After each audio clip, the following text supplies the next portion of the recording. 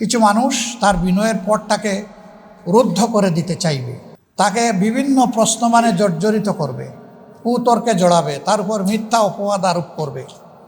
এরকম যদি কোথাও কারো সাথে মোলাকাত হয়ে যায়, প্রথমে বিনয়ের সাথে সহজ সরলভাবে তার সাথে আলাপ হবে।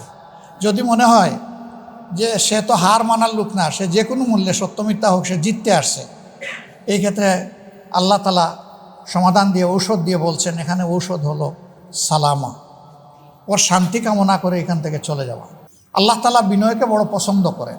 এটি শুধু আল্লাহ তাআলার গোলামের ক্ষেত্রে নয়, মানুষের সাথে আচরণের ক্ষেত্রেও বিনয় হচ্ছে প্রকৃত মুমিনের আত্মার ভূষণ। যে মানুষ যত বিনয়ী হয়, আল্লাহ তাআলা মানুষের মনে তার প্রতি তত বেশি ভালোবাসা পয়দা করে দেন।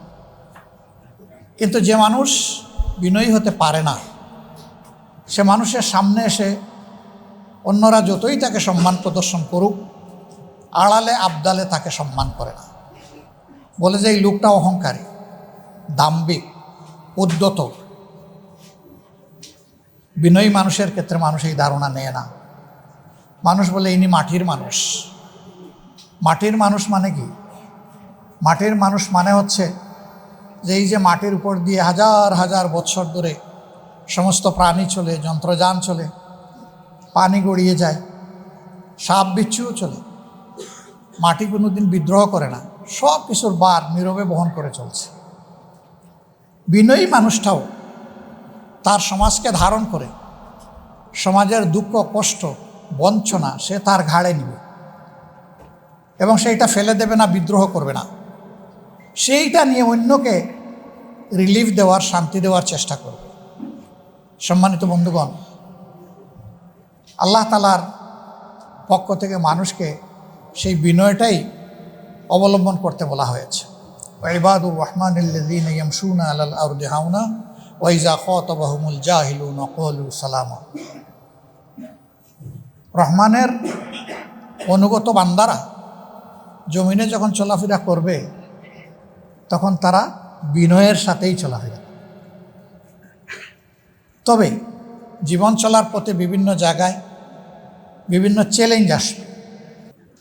কিছু মানুষ তার বিনয়ের পথটাকে রুদ্ধ করে দিতে চাইবে, তার সরল এবং সত্য পথের উপর চলাকে বন্ধ করে দিতে চাইবে, তাকে বিভিন্ন প্রশ্নমানে জর্জরিত করবে, কুতর্কে জড়াবে, তার উপর মিথ্যা অপবাদ আরোপ করবে। এরকম যদি কোথাও কারো সাথে মোলাকাত হয়ে যায়, প্রথমে বিনয়ের সাথে সহজ সরলভাবে তার সাথে আলাপ হবে। যদি মনে হয় যে সে তো হার মানার লোক না, সে যে কোনো মূল্যে সত্য মিথ্যা হোক সে জিততে আসছে, এই ক্ষেত্রে আল্লাহ তাআলা সমাধান দিয়ে ঔষধ দিয়ে বলছেন, এখানে ঔষধ হলো সালামা, ওর শান্তি কামনা করে এখান থেকে চলে যাওয়া। আল্লাহর দেওয়া মূল্যবান সময়কে নষ্ট না করা। ওলামা হজরত, আপনারা চলতে গিয়ে দেখবেন চলাফেরায় যে দিনের ব্যাপারে অনেকেই সেই রকম চ্যালেঞ্জ ছুড়ে দেবে। এই ক্ষেত্রে আল্লাহ তাআলা বলেন নাই যে চ্যালেঞ্জের মোকাবেলায় তুমি আরেকটা শক্ত পাল্টা চ্যালেঞ্জ ছুড়ে দাও। বলেছেন এই ক্ষেত্রে আপনি চলে যান, তার জন্য শান্তি এবং কল্যাণ কামনা করুন। হতে পারে আপনার দোয়া তার জন্য বরকতের কারণ হয়ে যাবে, আল্লাহর দরবারে কবুল হয়ে যাবে। সে সত্যকে উপলব্ধি করার জন্য তার দিলের জানালা খুলে যাবে এবং এরপরে হয়তো ওরকম তর্কে সে আপনার সাথে আর জড়াবেই না। আবার যদি তার ভাগ্যে সেরকম হিদায়া না থাকে, তাহলে আপনি দিনের পর দিন তার সাথে সময় দিতে পারেন, কিন্তু আপনি জোর করে তাকে হেদায়েত দেওয়ার মালিক আপনি নন। হেদায়েতের এই চাবি আল্লাহ তাআলার হাতে। এই জায়গায় অসহিষ্ণু হওয়ার আমাদের কোনো সুযোগ নেই। যখন কোনো জাতি সংকটে পড়ে, তখন সেই জাতিকে, ওই জাতির আলেম বা শিক্ষিত লোকদের দায়িত্ব হচ্ছে তারা পথ দেখাবেন, তারা হবেন জাতির রাহবার। বাংলাদেশ এবং জাতি স্বাধীনতার পরে এক এক করে 54টি বছর পার করেছে। প্রথম স্বাধীনতা যদি আমরা চিন্তা করি 47 সালের, তাহলে এটাকে যোগ করলে হয়ে যাবে 84 বা 85 বছরের কাছাকাছি।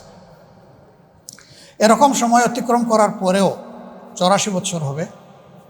আমাদের সমাজে একটা মানবিক সমাজ, একটা দায়িত্বশীল সমাজ হিসাবে এবং একটা সুন্দর সমাজ হিসাবে আমরা সমাজকে পাইনি। কাজে জাতি তো সংকটে আছে। এই সংকটে কোরআন এবং সুন্নাহর আলোকে উলামায়ে কেরাম যদি জাতিকে পথ দেখান, আশা করা যায় যে জাতি পথ পাবে এবং উপকৃত হবে। জাতি এটাই আপনাদের কাছে প্রত্যাশা করে। আরেকটি কথা না বললেই না হয়, উলামায়ে কেরামের মধ্যে জাতি একটা ইস্পাত কঠিন ওয়াক্য দেখতে চায়। জাতি চায় যে ইসলামের মৌলিক বিষয়ে, জাতীয় জীবনের প্রয়োজনীয় বিষয়ে উলামায়ে কেরাম ঐক্যবদ্ধ থাকবেন। এটা জাতির প্রত্যাশা। কিন্তু এর ব্যতিক্রম হতে পারে। ব্যতিক্রমকে মেনে নিয়ে সহনশীল হতে হবে।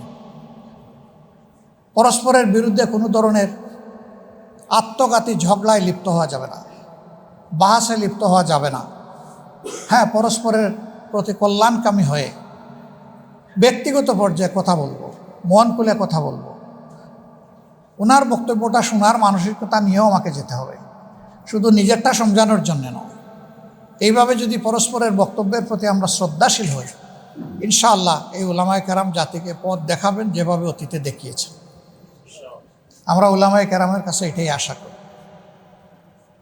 আমরা আমাদের বিরাট হক ওনাদের উপর। কোরআন এবং সুন্নাহকে যেভাবে ওনারা ইলমি জগতে ধারণ করেছেন, সমাজের সাধারণ মানুষ এটা করতে পারেনি। আল্লাহ এই যে নিয়ামতটা বিশেষভাবে আপনাদেরকে দান করলেন, এটার শুকরগুজারি তখনই হবে যে এই ইলমকে মানুষের কল্যাণে যখন আপনারা কাজে লাগাবেন। আমরা সেটাই আপনাদের কাছে আশা করি। আজকে আপাতত এতটুকুই আপনাদের কাছে আমাদের প্রত্যাশা। আরও ইনশাআল্লাহ আপনাদের সাথে কথা হবে, দেখা হবে। আমরা আশা করব যে আগামীর দিনগুলোতে আপনাদের নেতৃত্বে এই জাতি সামনের দিকে এগিয়ে যাবে ইনশাআল্লাহ।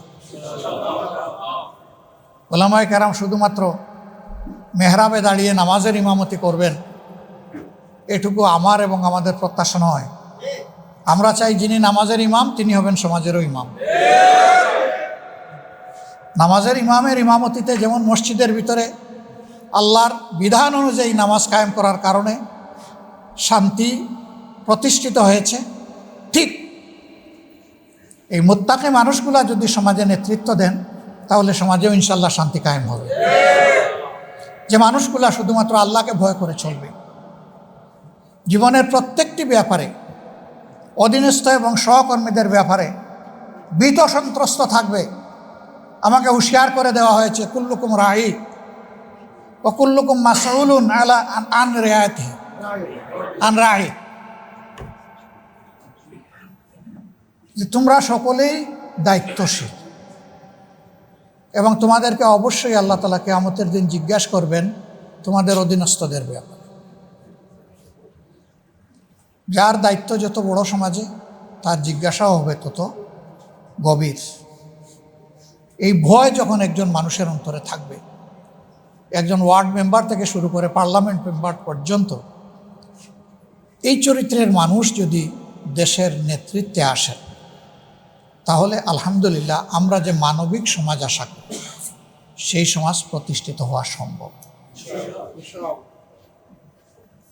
এর বাইরে গিয়ে জ্ঞান, বিজ্ঞান, দুনিয়াবী যোগ্যতায় পারদর্শী দক্ষ লোকেরা সমাজ পরিচালনা করলে এবং তাদের অন্তরে সেই জবাবদিহির ভয় না থাকলে কি হয় তা তো আমরা দেখছি, নতুন করে তো দেখার কিছু নেই।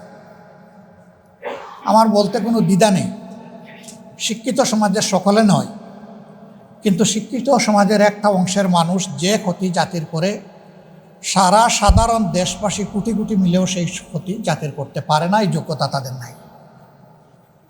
কলমের খোঁচায় একজন মানুষের জাতির কিসমত যেভাবে ধসে পড়ে, 1 কোটি মানুষ একত্রিত হয়েও সেই ক্ষতিটা করতে পারবে না।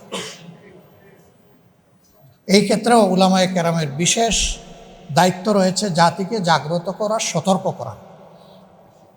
আপনারা সেই খেদমত আঞ্জাম দিবেন আমরা আপনাদের কাছে আশা করি। কোরআনের আলোকে কোরআনের গল্পই মানুষের জন্য যথেষ্ট। এখানে আহসানুল কাসাস আছে, সুন্দর সুন্দর জীবন ঘনিষ্ঠ গল্প আছে। এই গল্পগুলো মানবজাতির জন্য আল্লাহর পক্ষ থেকে নিয়ামত হিসাবে উপহার, যে এইরকমই অতীতে মানুষগুলোর সাথে আল্লাহ তাআলা হয় তার রহমত বর্ষণ করে সাহায্য করেছেন, অথবা তাদের দুর্বৃত্তপনার কারণে আল্লাহ তাআলা তাদেরকে শায়েস্তা করেছেন। এটি যথেষ্ট, এর বাইরে আর কোনো গল্প আমাদের আনার প্রয়োজন নেই। এটি যথেষ্ট। সারা জিন্দেগি এই গল্পগুলো বললেও এই গল্পের যে হাকিকত, এটা আমরা শেষ করতে পারবো না উপলব্ধি। এটা একটা কন্টিনিউয়াস প্রসেস। আল্লাহ তাআলা আমাদেরকে তৌফিক দান করুন। সাংবাদিক বন্ধুরা কষ্ট করে এসেছেন সকালবেলা, সাধারণত সারা রাত তারা কাজ করে, আর সকাল 11:30 পর্যন্ত তারা বিশ্রাম নেয়। আজকে তাদের বিশ্রামের সময়টা আমরা কেড়ে নিয়েছি। আমরা আপনাদেরকে বিশেষভাবে ধন্যবাদ জানাই এবং কৃতজ্ঞতা জানাই। এই জাতি গঠনে আপনাদের হাতিয়ারটা বড় শক্তিশালী হাতিয়ার। জাতির মানস গঠনের সিদ্ধান্ত গ্রহণে আপনাদের দিগদর্শন অতি প্রয়োজন। এই জন্য আপনাদেরকে বলা হয় জাতির বিবেক, অর্থাৎ নিজের প্রজ্ঞা দিয়ে জাতিকে চাবুক মেরে আপনারা বিবেক জাগিয়ে দেবেন। এটি আপনাদের কাছে আমরা প্রত্যাশা করি। মিডিয়াকে বলা হয় জাতির দর্পণ। সমাজের নিখুঁত চিত্র ভালো মন্দের, যার যেটা পাওনা, কালো অথবা সাদা, সেইটা আপনারা তুলে আনবেন, এটা আমাদের প্রত্যাশা। আল্লাহ রাব্বুল আলামিন সমাজের সকল শ্রেণী পেশাকে একত্রিত হয়ে একটি ঐক্যবদ্ধ জাতি হিসাবে সামনের দিকে শান্তি এবং কল্যাণের দিকে একটা মানবিক সমাজ বিনির্মাণে আমাদেরকে এগিয়ে যাওয়ার তৌফিক দান করুন। আসসালামু আলাইকুম ওয়া রাহমাতুল্লাহি ওয়া বারাকাতুহু।